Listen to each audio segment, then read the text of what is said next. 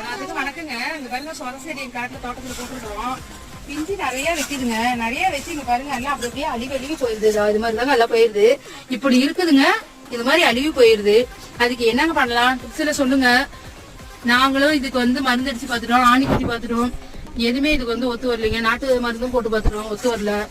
நீங்க வந்து இதுக்கு என்னன்னு சொல்லுங்க, கமெண்ட் பண்ணுங்க. பாருங்க இந்த தோட்டத்துல செம்பருத்தி பூலா இருக்கு. இந்த மாதிரி செம்பருத்தி பூ வைங்க, வச்சு இதெல்லாம் தலைக்கு யூஸ் பண்ணிக்கலாம். தலைக்கு அரைச்சி தேய்க்கிறாங்க, குளிர்ச்சியா இருக்கும். குளிச்ச நாளைக்கும் நல்லா கேட்குங்க. தலையும் பூவும் சேர்ந்து அரைச்சி மதியானத்தில் கூட அரைச்சிக்கலாங்க, அரைச்சி தேய்க்கலாம். ஏற்கனவே நான் செம்பருத்தி டீ வச்சு வீடியோவில் போட்டிருக்கிறேங்க.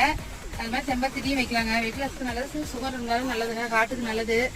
அதனால இந்த பூ இருக்கிறப்ப நீங்க பொரிச்சு நிழல்லையே உணர்த்தி காய வச்சு எடுத்து வச்சுக்கலாங்க. அப்போதைக்கு டீ கொஞ்சம் போட்டுக்கலாம் பாருங்க.